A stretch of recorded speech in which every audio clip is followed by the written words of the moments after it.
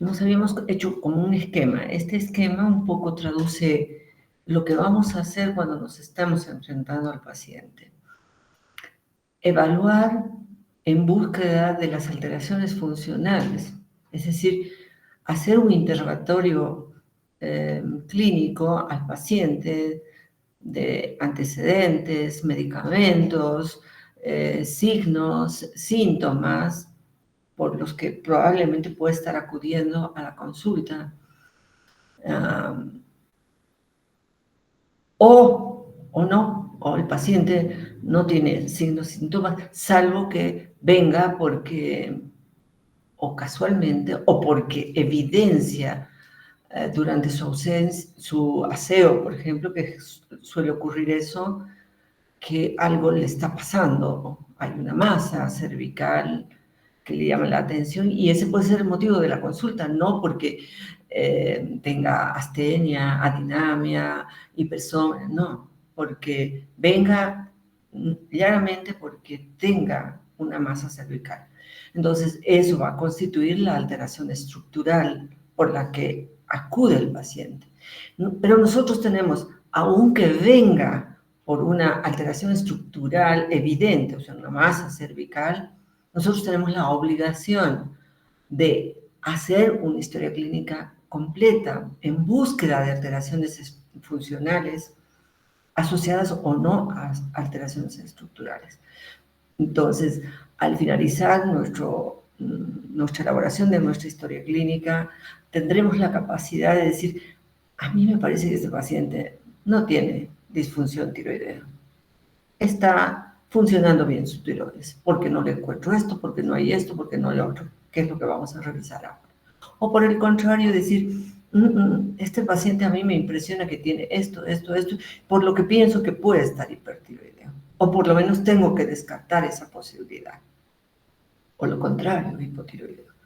La clínica, por tanto, es fundamental para la evaluación de estos trastornos funcionales.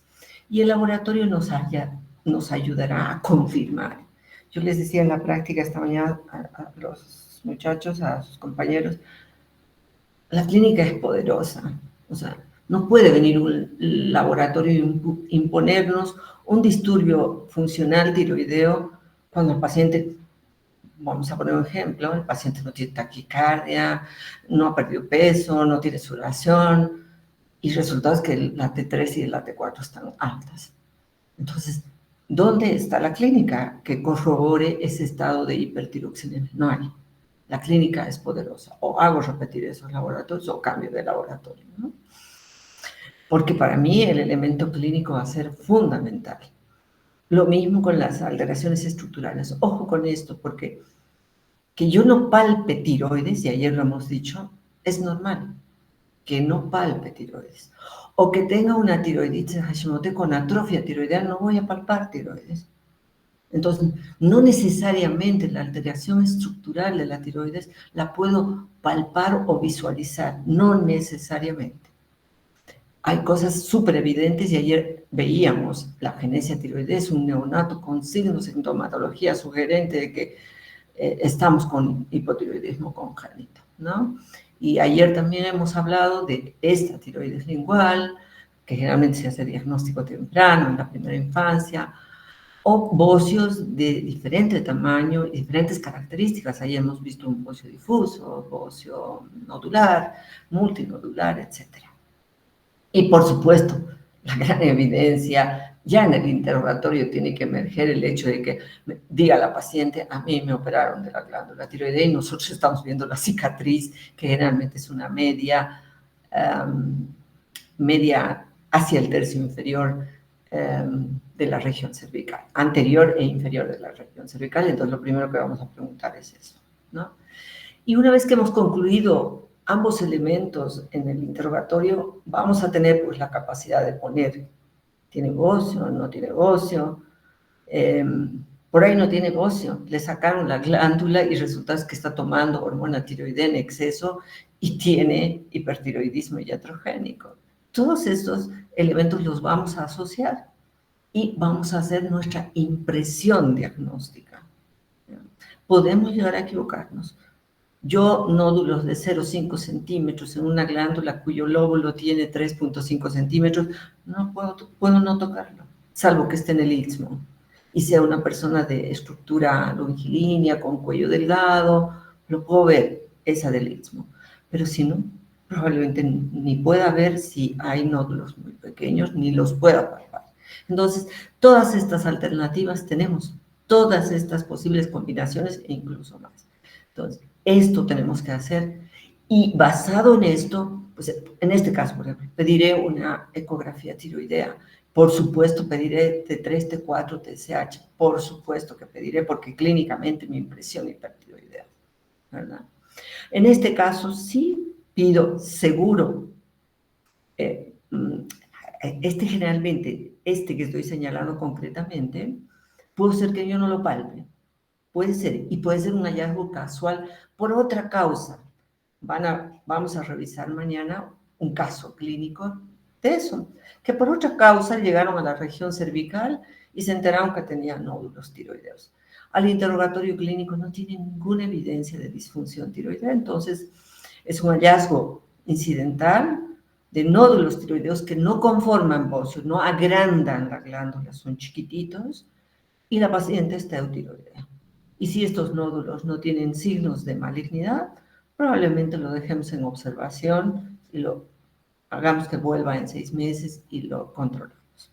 Entonces, esto es fundamental. Esto vamos a obtener de la primera entrevista, del interrogatorio, de la confección adecuada de una historia clínica, con complemento, por supuesto, laboratorios y ecografía. Perfecto. Entramos en una de las disfunciones. Yo he traído 3 historias clínicas diferentes para que hagamos una lectura rápida, porque de verdad tenemos que entrenarnos a que los datos iniciales que me dé el paciente nos permitan decir, oh, esto puede ser. Y ayer también dijimos que las hormonas tiroideas llegan a casi todas las estructuras y si hay mucha o poca, nos van a dar manifestaciones múltiples. No necesariamente todo tengo que encontrar en el examen clínico. Hay personas que hacen manifestación más cutánea, otra más neurológica, otra más gastrointestinal. Entonces, pero sumando elementos, puedo sospechar. Y este es adrede, es una paciente mujer, más frecuente esta patología, joven, porque después de su embarazo, de culminar su embarazo hace 3 meses, está muy cansada, tiene mucho sueño, se despierta con edema en la cara, tiene poco apetito y a pesar de que no está comiendo en mayor cantidad, no puede retornar al peso previo a su embarazo. Caída importante de cabello, sequedad de piel, se encuentra ahora en periodo de lactancia. Todo el entorno familiar e incluso su ginecóloga, su médico de cabecera puede decir, esta señora primípara, está cuidando bebé, está lactando, está cansada por eso. Pero a propósito traído, es mujer posparto y esta sintomatología nos hace tener que sospechar porque son 2 factores de riesgo para esta disfunción tiroidea, para la que vamos a ver ahora. Entonces, mujer posparto es población de riesgo para hacer disfunción tiroidea. Vamos a otra. Varón de 42 años de edad. No es, si vemos la relación 8-10, perdón, 2-8, 2-10, hombre-mujer. Nosotros, las mujeres, somos portadoras de más disfunción tiroidea que ustedes, que los varones. Este paciente consulta por edema, cara y manos que se extendieron en no más de un mes a los pies. Otra cosa es recordarles que la disfunción tiroidea, salvo porque me operen y me saquen toda la tiroides, no puede acontecer de la noche a la mañana, porque ayer hemos visto que la glándula tiroides es un excelente reservorio de hormonas, nos sustenta periodos de carencia. Entonces, normalmente de este cuadro clínico es paulatino, es paulatino. Este paciente dice, yo me empecé a sentir mal después de que me vacunaron la tercera dosis de COVID. Y esto es real, esto no nos hemos inventado. Vemos, está todavía aconteciendo en la atención de consultorio externo. Múltiples evaluaciones descartaron enfermedad renal. Todos pensaron que por el edema él tenía enfermedad renal. También al inicio le hicieron pruebas de función tiroidea y eran normales. Persistió y progresó los edemas. Dificultad para hablar, lo que le empezó a llamar la atención, como que la lengua era más grande y no podía hablar, articular adecuadamente las palabras. Mucho sueño, hipersomnia. No habían cambios en la catarsis, por eso digo, no esperen encontrar, además constipación, ¿no? No necesariamente. No había antecedentes familiares de importancia y una nueva evaluación clínica 2 meses de iniciado las primeras consultas evidencia lo que él manifestó, el edema. Un edema duro, diferente al edema renal, diferente a la insuficiencia cardíaca, que es un edema más blando. No se encontró bocio, tenía bradicardia, tenía una voz garbosa, ronca. Y ahí se volvió a repetir los laboratorios y encontramos TSH elevada, T4 libre y anticuerpos contra la peroxidasa tiroidea positivos. Estaba hecho el diagnóstico. Y finalmente, otra vez mujer, esta edad y la edad reproductiva y la edad perimenopausia son 2 edades de mayor prevalencia, de mayor presentación de estos casos de disfunción tiroidea. Se encontró el motivo de consulta: cansancio, constipación, intolerancia al frío, de un par de meses de evolución. En la revisión de aparatos y sistemas la encontraron con tristeza constante, como deprimida, piel seca, aumentó 5 kilos sin haber ingerido más alimentos de los habituales. Tenía un poquito de hipertensión diastólica, no había otros datos, no estaba bradicardia, sí se encontró reflejos osteotendinosos disminuidos en forma general y resto nada más. Como ven, hay unos con más sintomatología neurológica, otros con más sintomatología sistémica, y esta es la forma de que esta disfunción tiroidea puede presentarse. Entonces, son los 3 casos de hipotiroidismo. La clínica y el laboratorio se define como clínica y laboratorio de deficiencia de hormonas tiroideas. Se recomienda la búsqueda activa. O sea, no vamos ahora a todo el mundo a hacer perfil tiroideo, que es lo que estamos visualizando. Tenemos siempre que pensar y buscar en una población que es más frecuente, edad fértil y perimenopausia, que no está anotado aquí, y población mayor de 50 años, que estaría en el contexto de la mujer perimenopáusica. Bien, ¿cómo lo clasificamos? Este esquema, ustedes tienen el mismo esquema en su libro. El nivel primario o periférico, cuando es la glándula la afectada. Aquí tenemos que volvernos al eje. El eje es hipotálamo, hipófiso, tiroideo. El nivel secundario involucra hipotálamo, hipófisis, porque clínicamente es difícil, y peor aún laboratorialmente, porque no tenemos TRH para dosificar. Entonces, tenemos que trabajar con estos 2 niveles básicos, y si bien en la práctica les hago hacer ejercicios para discriminar un secundario de un terciario, en la práctica no es fácil hacerlo. Con el paciente no es fácil hacerlo. Y las imágenes revelarán después si es secundario o es terciario o es en el hipotálamo. Y la historia clínica también aportará datos respecto a poder localizar los hipotiroidismos que nosotros llamamos centrales. Estos primarios de la glándula, o llamamos también periféricos. Si tomamos en cuenta el tiempo en cuando se presentan, tenemos hipotiroidismos adquiridos, un ejemplo, por ejemplo, tiroidectomía total. Otro ejemplo, tiroiditis de Hashimoto. Aunque tengamos la condición genética, pueden pasar 30 años y la paciente va a estar eutiroidea y bajo ciertas circunstancias va a eclosionar la enfermedad. Ese es lo llamamos como adquirido. Y congénito, el que hemos visto ayer, agenesia tiroidea, básicamente. Es el neonato con francos signos de hipotiroidismo por ausencia de la glándula. Y la severidad, o sea, de acuerdo a cuán hipotiroideo podemos estar viendo al paciente, o en este caso, no tenga signos ni síntomas de hipotiroidismo, lo calificamos como subclínico, porque no estamos evidenciando clínicamente datos, o sea, signos y síntomas de hipotiroidismo. Dentro de los que sí son evidentes, que volvemos a repetir, que se lo llama así, ahora nosotros hipotiroidismo congénito, porque si a este niño no hacemos un diagnóstico temprano, el déficit neurológico que queda, que es irreversible cuanto más tardemos, llevó a usar este término para designar un hipotiroidismo neonatal, ¿no? O hipotiroidismo congénito.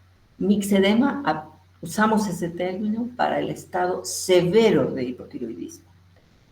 Y esto que generalmente lo ven en las terapias intensivas, pacientes internados crónicamente con enfermedades caquectizantes o enfermedades por neoplasias, por ACVs, estos son eutiroideos, pero tienen una hipoproteinemia importante que pueden falsamente parecer laboratorialmente como si tuvieran un hipotiroidismo.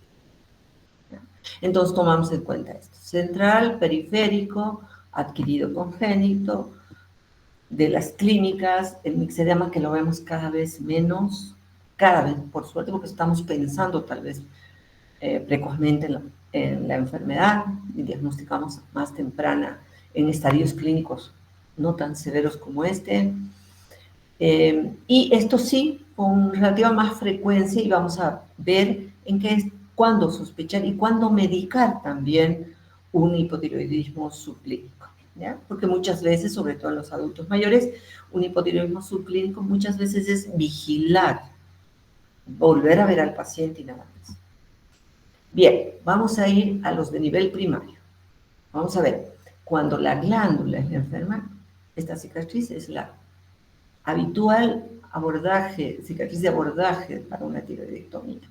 Yo sé que le sacaron la glándula tiroidea.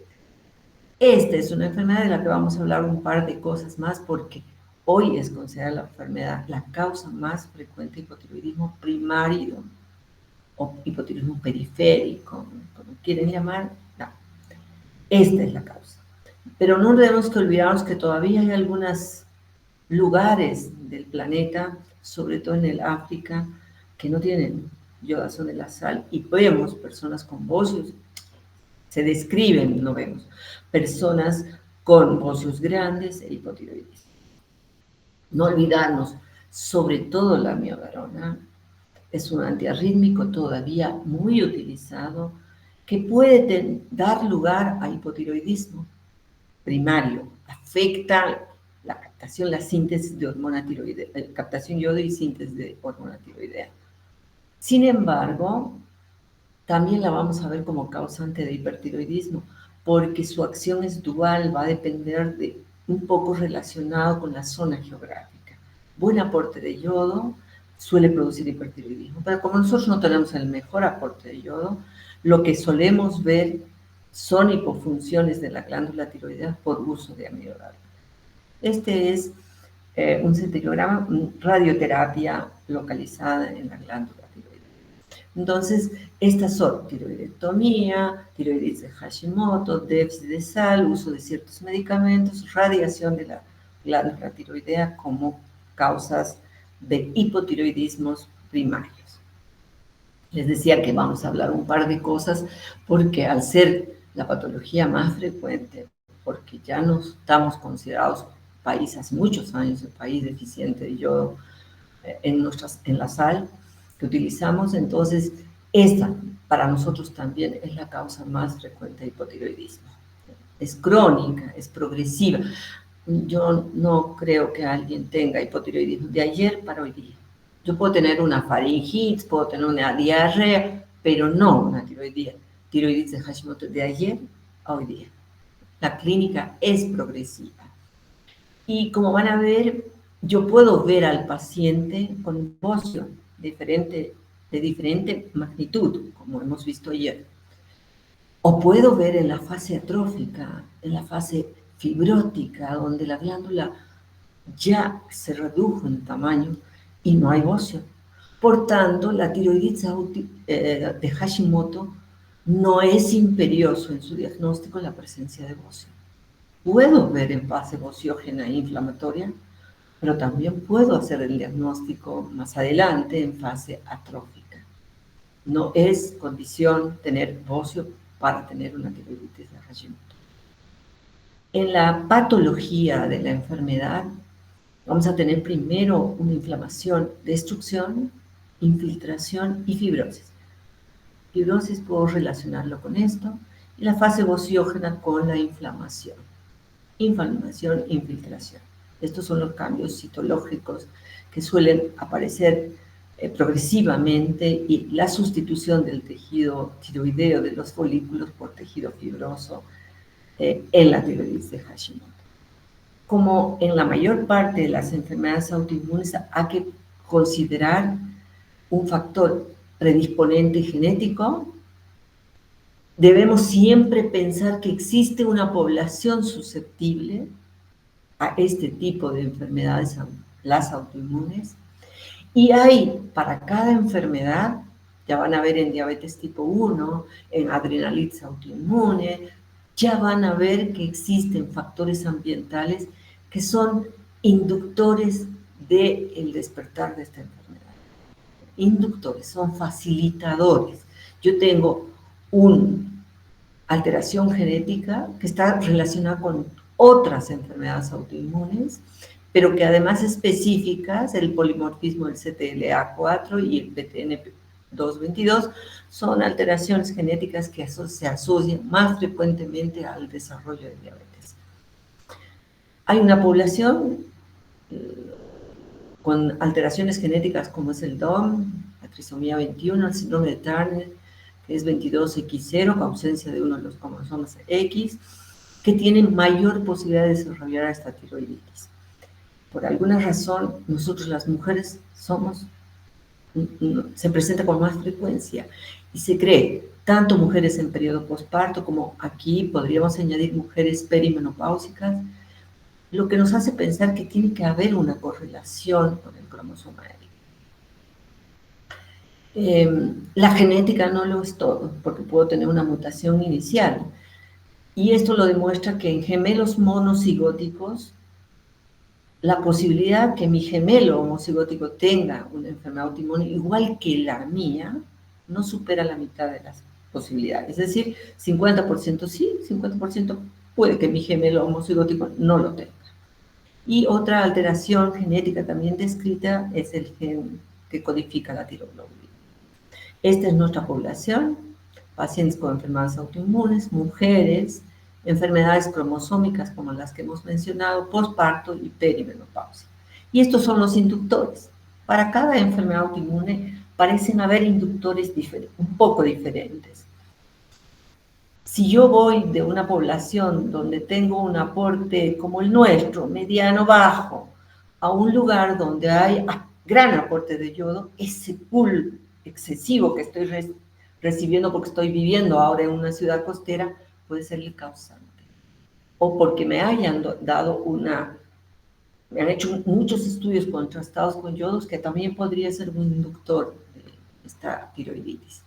El tabaco, infecciones bacterianas, víricas, estrés crónico, la miodarona, aquí está, radiación, pesticidas, órganos perforados, etc. Entonces, en nuestra fisiopatología tenemos que tomar en cuenta esto: el factor genético, una población de riesgo y los factores ambientales que generan el desencadenamiento de este proceso inflamatorio. Estas son las condiciones. No necesariamente yo, que estoy desarrollando una tiroiditis de Hashimoto, tengo que tener una enfermedad o endocrina o no endocrina autoinmune. No, pero puedo tener mi mamá, mi papá, mi hermana. Sean de tipo endocrino. Nosotros tenemos en el seguro 2 personitas jóvenes con diabetes 1 y tiroiditis de Hashimoto. Ahí está la relación. Insuficiencia, adrenalitis autoinmune, menopausia precoz por falla o foritis autoinmune, así se llama. Y las otras que no son endócrinas, entre ellas no está puesta, pero la artritis reumatoidea es muy frecuente que puedan correlacionarse, estar presentes en la misma persona o en un familiar de primer grado. Repito que esta es la población genética que puede tener más tiroiditis de Hashimoto. Listo, eso cuanto a la tiroiditis de Hashimoto. El tratamiento va a ser el mismo y vamos a hablar después. No olvidarnos que además de la miodarona hay medios de contraste cuando se utilizan muy frecuentemente y pueden ser inductores. Y antes que se usaba mucho más el litio, ahora cada vez menos, para el tratamiento de la depresión severa, puede también ser un inductor de la tiroiditis de Hashimoto. Esto es mucho más raro, que estas enfermedades provoquen en la glándula tiroidea un hipotiroidismo, amiloidosis, sarcoidosis, hemocromatosis, escleroderma tiroidea, mucho menos frecuente, pero no es improbable, por eso están ahí en la clasificación. Todos los que hemos hablado hasta ahorita, tiroidectomía, radiación de la glándula, tiroiditis de Hashimoto, condicionan hipotiroidismos definitivos. Me sacaron la tiroides y listo, no se repone eso. Y me van a dar un hipotiroidismo definitivo. Me irradiaron mi glándula porque tenía hipertiroidismo y me la aplacaron con eso. Voy a tener un hipertiroidismo definitivo para el resto de mi vida. Y tengo que tener mi reposición hormonal el resto de mi vida. Pero también hay hipotiroidismos, o sea, afección tiroidea que condiciona hipotiroidismo transitorio, que muchas veces ni siquiera requiere medicación, como es esta, la tiroiditis subaguda. Esta es una inflamación tiroidea de origen viral. Exquisito dolor en el área tiroidea. Historia de 2-3 semanas previas de una infección orofaringea, una gripe, una faringitis. Esa es la historia. Y queda un dolor cervical medio inferior exquisito que aumenta con la deglución, que duele y se extiende hacia los pabellones auriculares, pero es autolimitada. Esta puede provocar inicialmente un hipertiroidismo transitorio porque la inflamación expulsa todo el almacén de hormonas tiroideas, genera hipertiroidismo. Después de unas semanas mejora el paciente, pero ya no hubo formación de hormona tiroidea en ese periodo inflamatorio y el paciente queda con hipotiroidismo transitorio. Esta tiene la peculiaridad de recuperar íntegramente su funcionalidad pasado el proceso infeccioso. Y en 6-8 semanas ese paciente está recuperado. Lo único que le dimos, antiinflamatorios. Y hacemos seguimiento, por supuesto. ¿No? Eso es una tiroiditis subaguda. Una silente, su nombre dice, es una tiroiditis transitoria y no dolorosa, a diferencia de este que da un exquisito dolor. Y es claro, quien tiene una tiroidectomía, una cicatriz ahí que dejó de tomar y empieza con sintomatología, se había olvidado que tenía que tomar el resto de su vida hormona tiroidea. Y entonces el interrogatorio, el examen, la confección de una historia clínica va a ser claro para abordar reiniciar el tratamiento y paremos de contar, listo, ahí terminó todo. Restituimos, por eso decimos transitoriamente, hasta que nos dimos cuenta, el paciente y nosotros, que había sido que dejó de tomar medicación. Bien, esas son los hipotiroidismos más frecuentes, unos definitivos, otros transitorios, y son primarios, involucran a la glándula tiroidea. Los secundarios o centrales, Puede ser hipofisiario o puede ser más arriba, hipotalámico, donde emerge la hormona liberadora de tirotrofina, ¿no?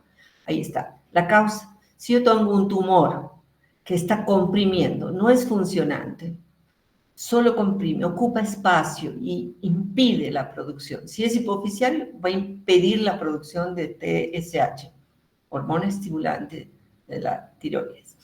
Y si es más central, va a impedir la producción de TRH. Una hipofisitis, más raro, vamos a tener un cuadro clínico medio errático, fiebres que ceden, que vuelven a aparecer, puede haber compromiso de toda, un panhipopituitarismo, no solo un hipopituitarismo si es una mujer o un varón joven, vamos a empezar a ver también sintomatología que involucra al área gonadal. Si irradiamos por un tumor la hipófisis, si operamos la hipófisis y resecamos no solo la masa tumoral, sino más de la masa tumoral y comprometemos el área productora de TSH, esas son nuestras causas de hipotiroidismo central. Pero vamos a tener en la historia los datos que nos hacen sospechar que el proceso no es periférico, sino central, ¿ya? Mucho menos frecuente que los hipotiroidismos periféricos o tiroideos propiamente dicho. La clínica, aquí he traído una parte, pero puede ser realmente mucho más de síntomas. Astenia, letargia, tendencia al sueño, intolerancia al frío, enlentecimiento, pérdida de memoria, todas las áreas donde se ve involucrada y donde participa la hormona tiroidea. Ganancia de peso inexplicable, a pesar de que no tiene apetito, estreñimiento, piel seca, uñas quebradizas, ¿no? Trastornos menstruales. No hay nada específico en relación a los trastornos menstruales, aunque generalmente pueden tener un poco más de sangrado, ser más abundantes, eso se llama hipermenorrea. O a veces dejan de menstruar porque se ve involucrada la prolactina, con sobre todo en los disturbios hipotiroidismos periféricos o tiroideos, parestesias y de signos, bradicardia, sequedad, palidez cutánea, borrón, carrericiquia, bradiquinesia, son lentos, macroglosia. Por eso ese paciente en la historia no podía hablar, no sé qué le estaba pasando, no podía hablar adecuadamente y por reflexia que lo tenía, edema facial, periorbitario, edema periférico.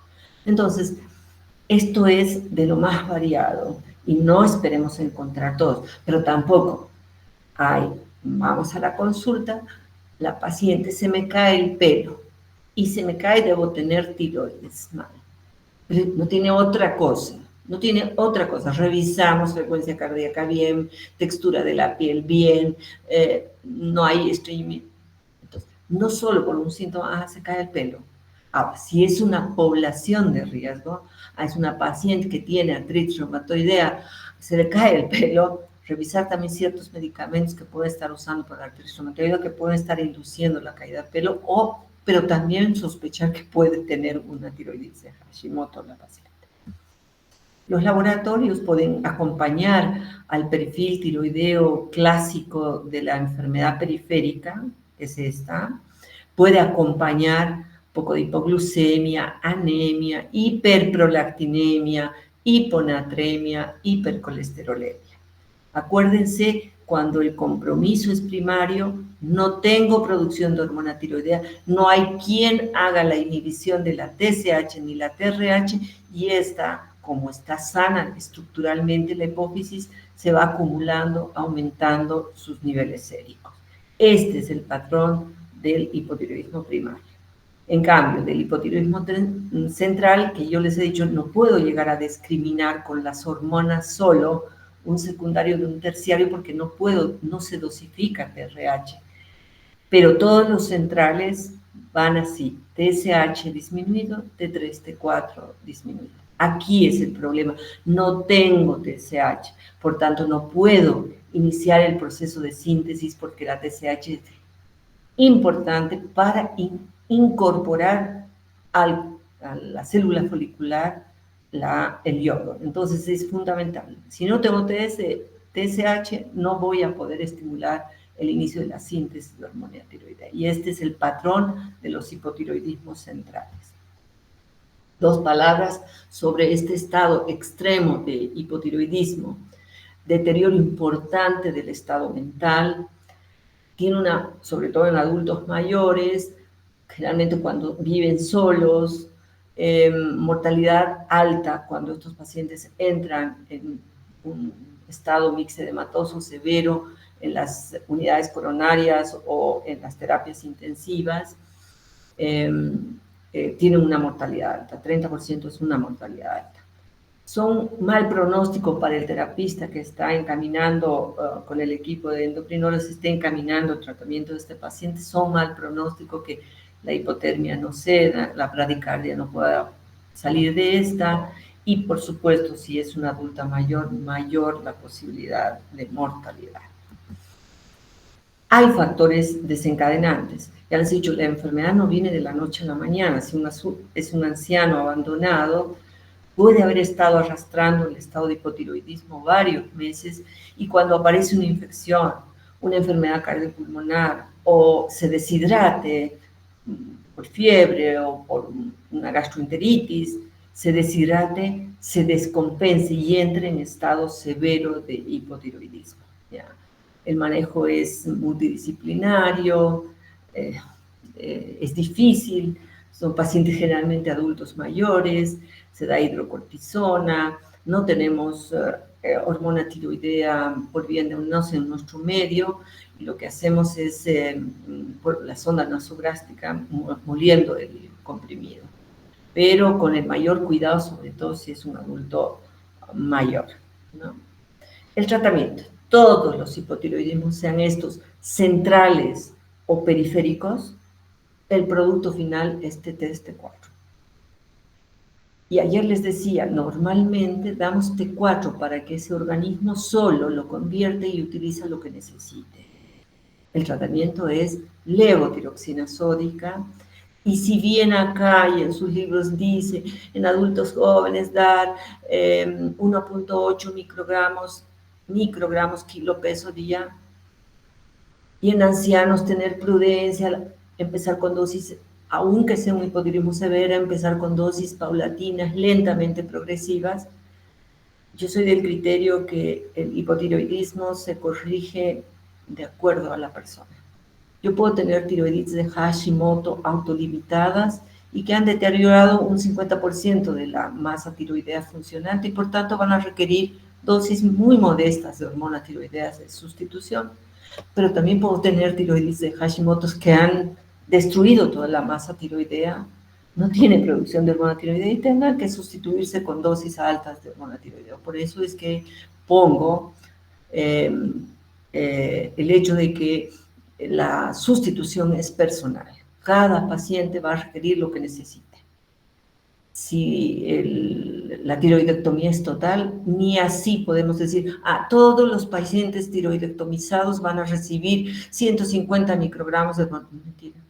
Hay pacientes tiroidectomizados que utilizan 75 microgramos, hay otros que usan 150, hay otros que usan 200 microgramos de sustitución. Por tanto, para mí es personalizado. Siempre debe tomarse en ayuno, es de baja biodisponibilidad, ayuno se recomienda 30 minutos antes y con agua, no con jugo, ni con lechita, ni con yogur, nada, con agua.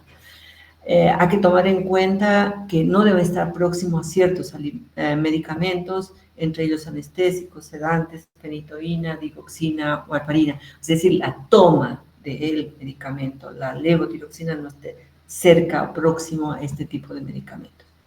No se olviden que si sustituimos, debemos tratar de buscar el eutiroidismo con la sustitución hormonal.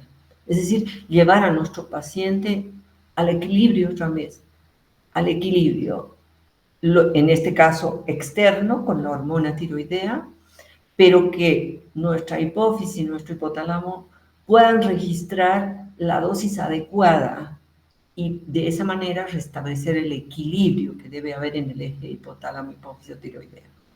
Si yo doy en dosis más altas, yo tengo el peligro de producir un hipertiroidismo iatrogénico. ¿Cómo se puede manifestar? Con arritmias, desde una taquicardia sinusal hasta una fibrilación auricular, que es muy frecuente en los adultos mayores. Si yo voy a dar más hormona tiroidea, voy a generar aumento de la actividad osteoclástica y promover aumento de la resorción ósea y osteoporosis. Y si ya tengo una paciente posmenopáusica con osteoporosis, le voy a hacer un servicio de empeorar su osteoporosis. Si yo tengo un paciente con enfermedad coronaria o insuficiencia adrenal ahí limítrofe, tengo que tener cuidado. En tal caso es primero la insuficiencia, primero, y con enfermedad coronaria la restitución gradual, con mucho cuidado. Y no se olviden que vamos a poder diagnosticar con el interrogatorio que está tomando esto. Antes teníamos más que ahora, porque antes se usaba mucho un combinado de diuréticos, de hormonas de T3 para bajar de peso. Hoy tenemos excelentes medicamentos que ayudan al descenso de peso, y eso ya lo vamos a ver con el tratamiento de la obesidad en otra clase, de tal manera que no se acuden a estos preparados antes magistrales que involucraban a la T3 como inductores para pérdida de peso corporal. Y les decía una palabra sobre el hipotiroidismo subclínico. Subclínico, el título lo dice, es poco. No solemos tener signos y síntomas de los cuales agarrarnos. ¿Por qué? Porque sus hormonas tiroideas todavía son normales. Pueden estar en el límite normal, medio bajo, pero son normales. Por eso no tiene clínica el paciente, o tiene escasa clínica. Pero ya la TSH, ya este nivel central, ya registra que no le llega lo suficiente de T4 y empieza a subir, ¿no? Tratamos si además esta paciente con este perfil tiene bocio, si además tiene anticuerpos, es decir, si tiene tiroiditis de Hashimoto, ya le empezamos a tratar con este patrón, con cuidado, con dosis modestas, adecuadas. Si además tiene hipercolesterolemia y enfermedad coronaria, si además esta mujer está buscando fertilidad y no lo logra, y además tiene bocio y además anticuerpos, y tiene este patrón, sí o sí debemos medicar. Pero lo contrario, si yo tengo una adulta de 80 años con una TSH discretamente alta, con una T4 normal y sin evidencia clínica, a veces es mejor verla otra vez en 3 meses, repetirla, verla cómo está y ver si esto ha seguido progresando, tomaremos o no la decisión de iniciar su tratamiento sustitutivo. Listo. Eso en cuanto a hipotiroidismo. ¿Quieren que sí? O sea, podemos seguir y en uno solo las preguntas, porque ahora nos vamos a ir a la otra vereda. Hoy tenemos que terminar esto. La otra vereda puede manifestarse así, presentarse de la siguiente manera. Escucho sugerencias, seguimos adelante y al final... Sigamos, doctora, por favor. Perfecto. Entonces, vamos. Esta es la otra vereda. Todo lo que hemos visto ahora es la hipotiroidismo. Sin duda, más frecuente que lo que ahora vamos a ver. Esta es una paciente, otra vez mujer, porque ya le he dicho, es la mujer en la que se presenta más frecuentemente esta patología. Cualquiera, hiper o hipo. Consulta por pérdida de peso. No cambió su dieta, no se está cuidando para bajar de peso. Bajó 6 kilos en 3 meses. Fatiga fácil a caminatas moderadas, debilidad muscular. Al subir las gradas siente que se fatiga, que le falta fuerzas. Y hay además palpitaciones. Antes no le pasaba eso. Nota también que antes tenía una frecuencia de deposiciones 1 cada 2 días. Normal de consistencia, pero actualmente hasta 2 veces al día. No está con diarrea, pero sí aumentó la frecuencia de deposiciones. La familia observa cambios oculares, le llama la atención. Y como referencia, como antecedente familiar, la mamá tiene enfermedad tiroidea, no sabe el apellido de esa enfermedad, lo único que sabe es que no la operaron y que toma hormona tiroidea. Probablemente la mamá tenga una tiroiditis de Hashimoto. Y a esta, que es la hija, le tocó el otro disturbio. Todos estos síntomas nos están sugiriendo algo, ¿verdad? Esta es una enfermedad, aunque no es tan frecuente como una tiroiditis de Hashimoto, pero es muy delatora. Cuando esta paciente entra a la consulta y empezamos el interrogatorio, la miramos, la observamos, no es difícil, pensar en esta enfermedad, no es difícil. Entonces, hablamos del hipertiroidismo. Se define así: situación clínica caracterizada por un exceso de la acción de las hormonas tiroideas sobre los diferentes tejidos del organismo. Ojo, que puede ser porque le están dando mucha dosis de hormona tiroidea y le sacaron la glándula tiroidea y la repusieron. A eso también, a esa situación también se llama, no, a esa situación también podemos llamar con este término, hipertiroidismo, en ese caso, iatrogénico, ¿verdad? Bien, vamos. Otra vez, para entrar en el tema y en la clasificación, igual que en el hipotiroidismo, vamos a tener los hipertiroidismos periféricos, ¿ya? Y los hipertiroidismos centrales, que son mucho más raros, ¿no? De estos centrales que cursan con TSH aumentada, centrales o secundarios, todos los que están, ya sea con TRH alta, con TSH alta, van a lograr un estímulo excesivo de la glándula y ponerla al paciente hipertiroidea. ¿Y qué situaciones poco frecuentes, realmente poco frecuentes, son los adenomas productores de TSH? Yo tengo aquí en la hipófisis un tumor funcionante en este caso. Funcionante porque produce TSH. Donde está alojada, que son sobre las células productoras de TSH, está alojado ahí, produce TSH en cantidad. Y eso estimula la glándula tiroidea. Produce más hormona tiroidea y tenemos hipertiroidismo central.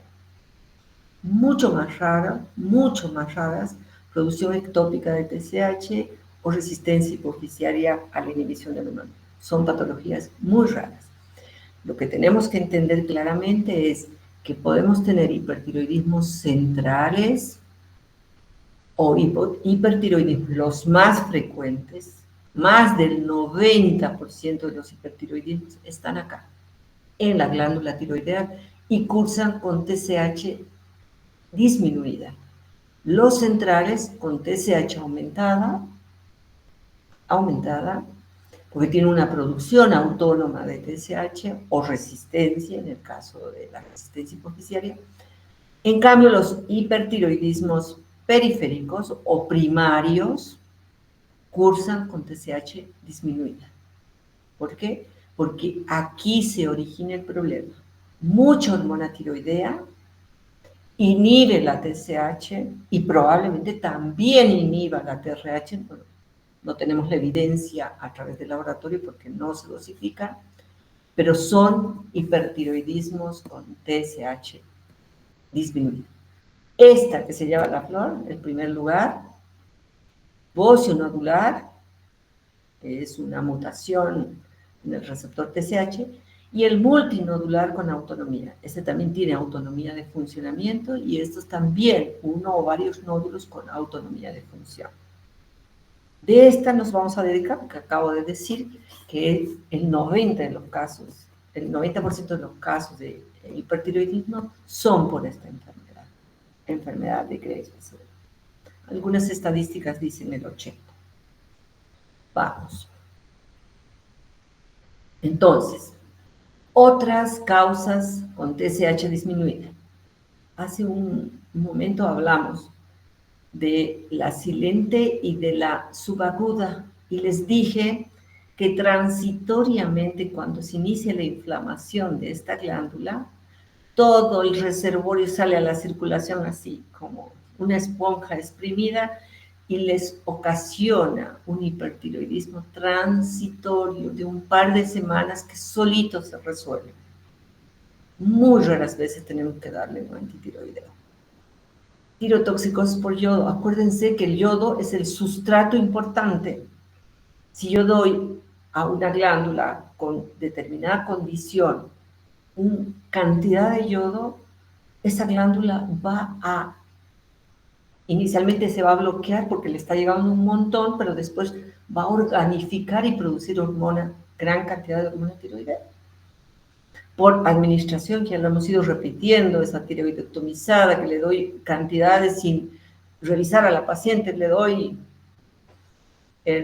cantidades de hormona de sustitución, puedo generar un hipertiroidismo con TSH disminuido. Y esta producción ectópica, que son, si yo tengo una metástasis, un cáncer tiroideo, o un tumor ovárico, estruma ovárico, pueden producir sustancias símiles y dar lugar a hipertiroidismos. Esta metástasis de células foliculares son funcionantes y pueden dar también hipertiroidismo. La clínica.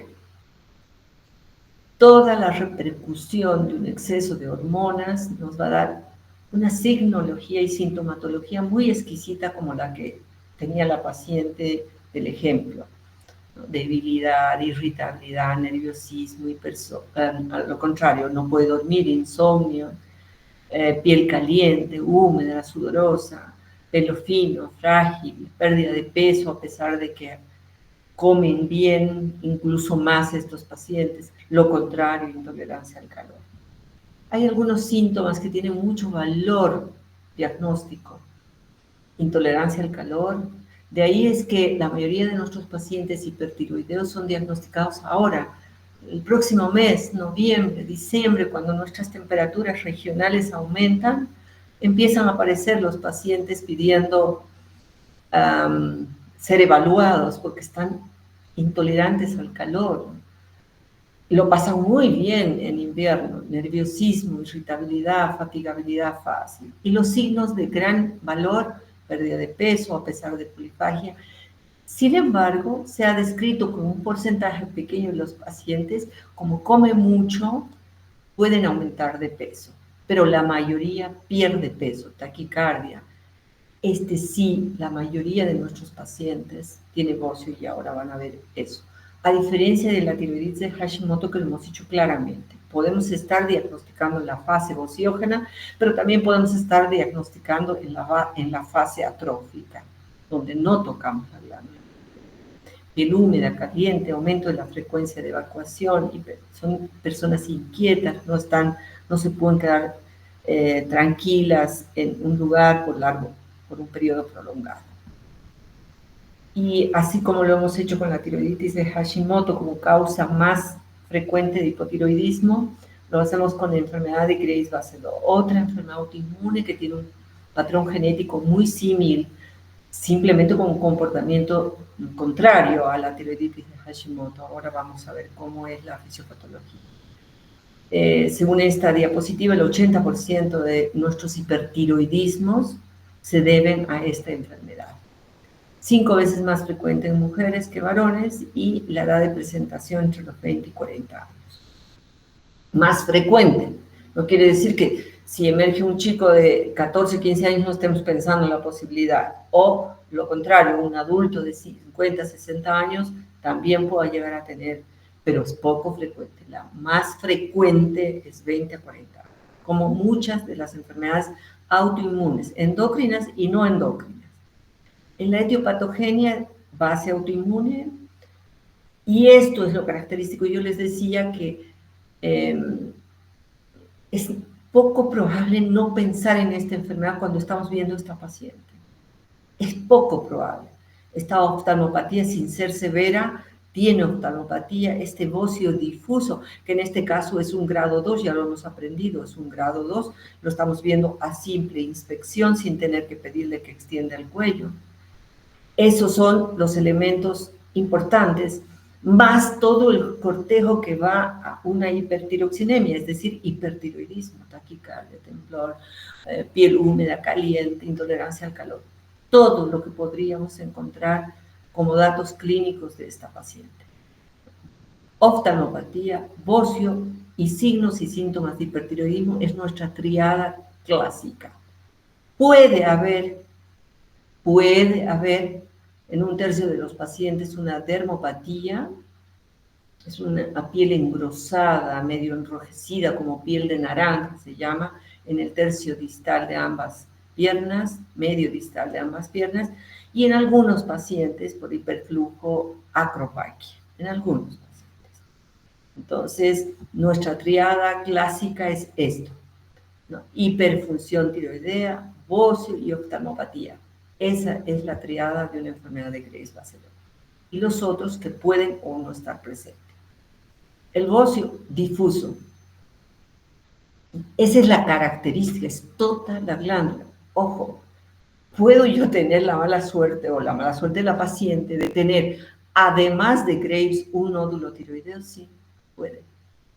Pero la característica de esta glándula, del Graves puro, es un bocio difuso.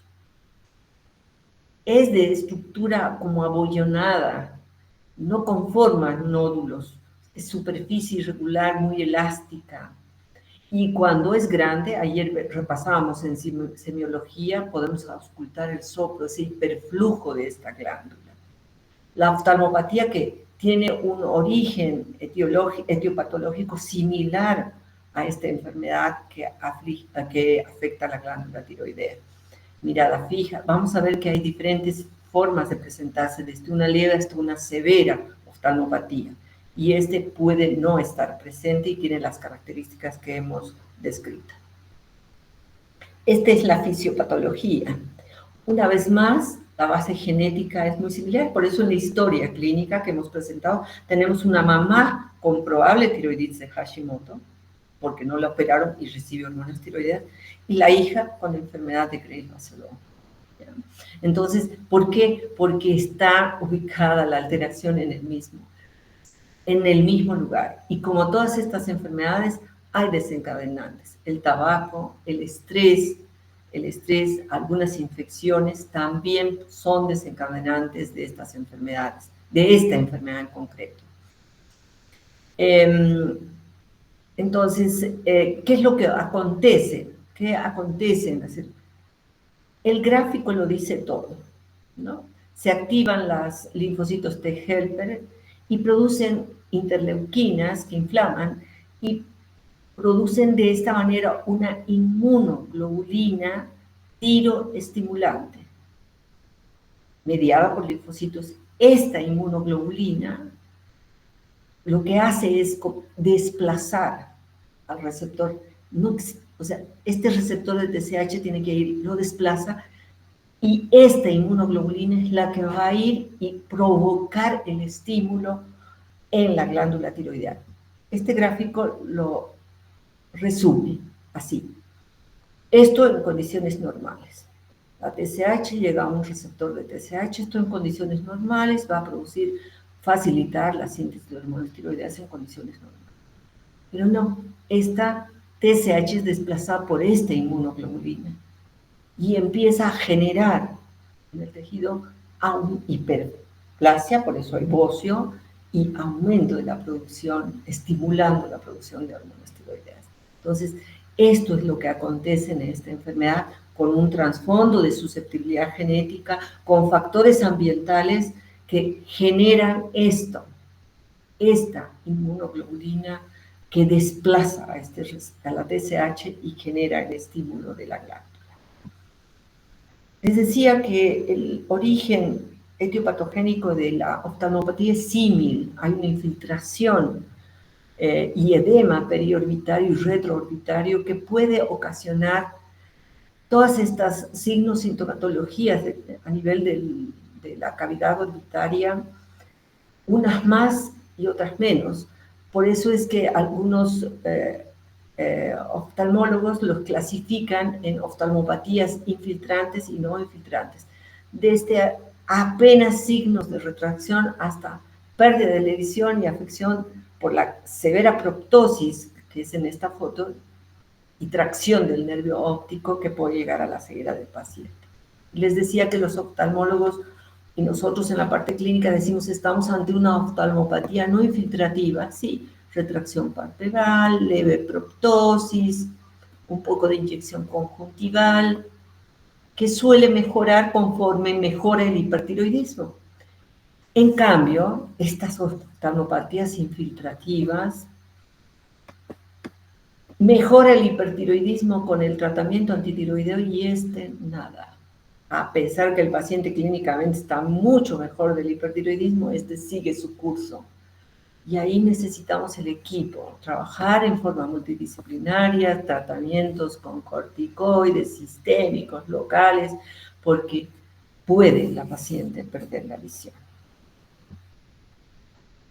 Eso en cuanto a la enfermedad de Graves, la más importante de causa de hipertiroidismo, pero todavía vemos de ahí de tanto en tanto un paciente no con esta magnitud de bocio multinodular que tiene hipertiroidismo. Para hacerme entender muchas veces lo que digo estos son los hijitos, la madre está ahí y los hijitos ya producen hormona tiroidea. Entonces, ¿qué estamos probando? La sumatoria generando un hipertiroidismo, ¿ya? Este es el bocio multinodular con autonomía.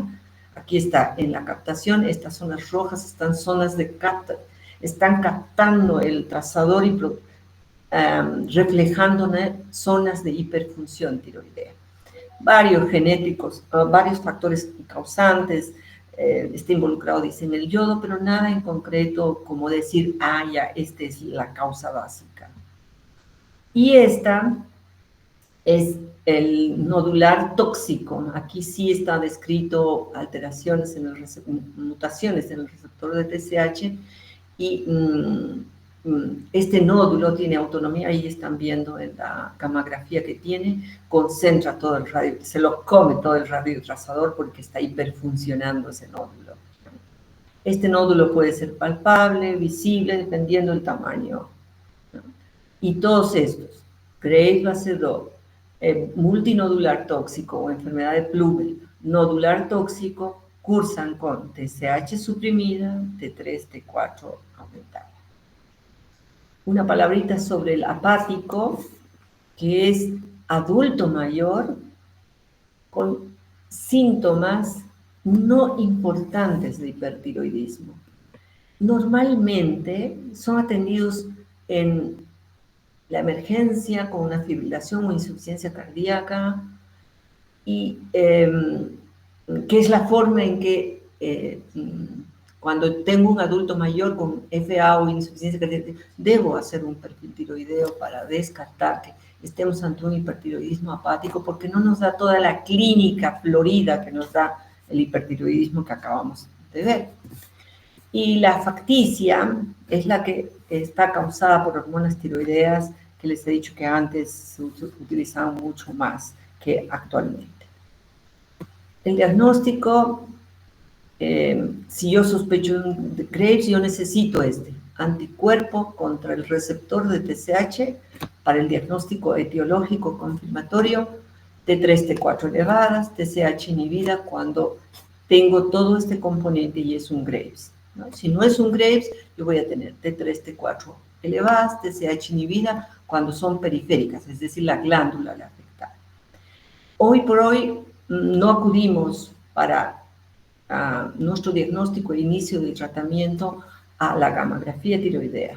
Una, porque no tenemos acá una cámara que use yodo, y porque no necesitamos, con la ayuda de la ecografía, no necesitamos hacer una gammagrafía tiroidea que siempre involucra una espera. Y yo tengo clínica, laboratorio, y tengo el diagnóstico de hipertiroidismo, tengo que plantearme el tratamiento. Este es el estado extremo de hipertiroidismo severo, así como el estado mixedematoso de hipotiroidismo severo. Este es el estado de la tormenta tiroidea. Esta es una emergencia médica. Por suerte no es muy frecuente. También, igual que el mixedema, tiene una mortalidad alta. Y la causa más frecuente es la Graves-Basedow. Hay que sospechar un paciente que se ha sido sometido a la cirugía en el periodo posparto, con una interacción con presencia de infecciones, deshidrataciones, algo que esté descompensando al paciente puede generar una tormenta tiroidea, ¿no? Este paciente tiene taquicardia severas, arritmias severas, está deshidratado, puede disminuir el nivel de conciencia, entrar en coma. Es una emergencia médica y debe ser internado en terapia intensiva o una unidad coronaria si es que es una arritmia el causante de su internación, ¿ya? Bien, el tratamiento, ya estamos terminando, por favor, aguánteme. El tratamiento es siempre de primera línea el tratamiento médico. Sin embargo, podemos tener obstáculos en este tratamiento médico y tenemos como alternativas la ablación del yodo 131 y la cirugía en algunas circunstancias. Algo que debo decirles es que el tratamiento a base de fármacos antitiroideos, y debemos comunicar al paciente, nos da en enfermedad de Graves la posibilidad de remisión de la enfermedad solo en 1/3 de los pacientes, a pesar de cumplir adecuadamente el protocolo 1 a 2 años de tratamiento antitiroideo. Y eso hay que advertir al paciente, ¿ya? Este tratamiento tiene como objeto disminuir la producción de hormonas, de síntesis de hormona tiroidea, evitar la liberación y la conversión de T4 a T3, que es la que va a actuar, y evitar las arritmias, la deshidratación severa, evitar ese como objeto. ¿Ya? Ya vamos a ver en qué situaciones, en 2 o 3 cosas para la ablación y la cirugía. Estos son los antitiroideos, carbimazol, metimazol. Hoy día en el mercado tenemos metimazol y propiltiuracilo, los dos inhiben la síntesis. Estos inhiben síntesis, metimazol inhibe síntesis, pero el propil inhibe síntesis y inhibe la conversión de T4 a T3. ¿Ya? Eso más hace el propiltiuracil, pero también tiene mayor hepatotoxicidad. El tiempo de tratamiento en protocolo en la mayor parte de los centros, 1 a 2 años de tratamiento, y estos son los problemas que podemos tener durante el tratamiento. No todos, gracias a Dios, la mayor parte de los pacientes toleran muy bien los antitiroideos, pero hacemos seguimiento de glóbulos blancos, transaminasas, porque nuestros pacientes pueden hacer anemia plástica, o sea, leucopenia severa, hepatotoxicidad severa, y debemos suspender el tratamiento y pensar en las otras alternativas. Al inicio del tratamiento, porque los antitiroideos van a demorar por lo menos 10 a 15 días en bloquear la síntesis de hormonas tiroideas y dar mejora clínica. Por tanto, al inicio, ¿quiénes nos ayudan? Con la taquicardia, los beta bloqueantes, los esteroides también nos ayudan porque tienen un efecto periférico en bloquear la conversión de T4 a T3, nos ayudan al inicio, ¿ya? Y esto solo utilizamos en caso de que nuestro paciente va a ir a cirugía y la preparamos. Aumenta la contextura de la glándula, la hace más durita, no tan friable, y porque además sabemos que va a ir a cirugía, la vamos a sacar la glándula tiroidea. Porque si le seguimos dando eso, ¿qué va a pasar? La glándula, una vez que bloqueó, va a empezar a formar más hormona tiroidea y vamos a tener el fenómeno contrario, ¿no? Nos va a producir más hipertiroidismo. Por eso solo acudimos en situaciones especiales. Y esto es cuando está indicado el yodo 131.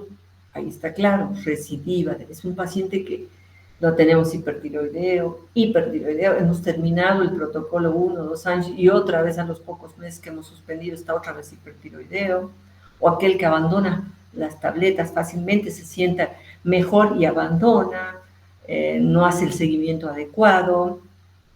Entonces es importante considerar la ablación del yodo. Aquel paciente que hace neutropenia y hepatotoxicidad no nos queda otra opción, o esto o lo operamos.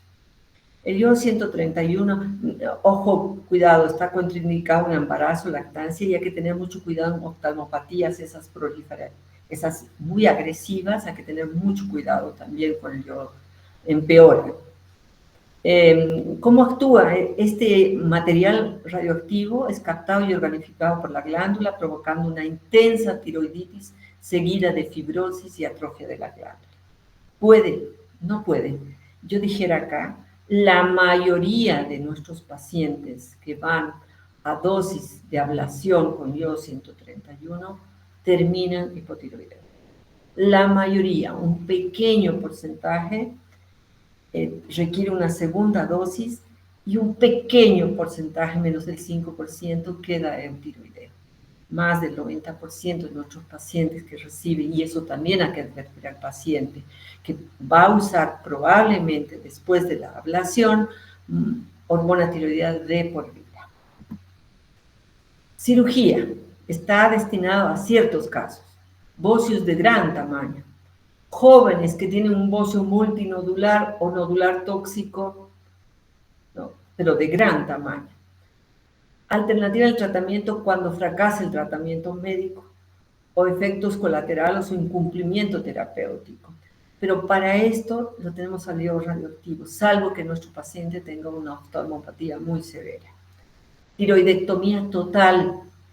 Toda la glándula está afectada por este proceso autoinmune, por estas inmunoglobulinas. Si ustedes le sacan la mitad de la tiroides pensando que lo están haciendo bien porque la otra mitad le va a ayudar a cumplir las funciones produciendo, estamos equivocados, porque esa mitad puede tener otra vez influencia la inmunoglobulina es tiroestimulante y otra vez tener hipertiroidismo.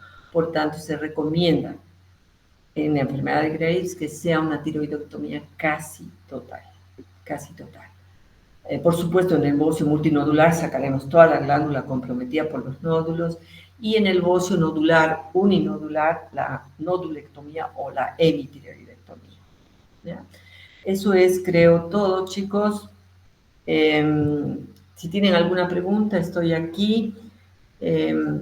Creo que nos hemos pasado un poquitito, 5 minutos, pero hemos alcanzado a ver estas dos patologías extremas, frecuentes, una más que la otra, sí, pero frecuentes, y que debemos aprender a diagnosticarlas, iniciar su evaluación, conducirlos adecuadamente para que posteriormente se pongan en manos del tercer nivel de la atención especializada, ¿no? Si hay alguna pregunta, yo sé que esto lo han llevado también en cirugía, o sea que no es tema nuevo, también en patología, entonces no es tema nuevo, simplemente estamos mostrando el punto de vista clínico, básicamente, de estos trastornos tiroideos. Estoy aquí si quieren alguna pregunta.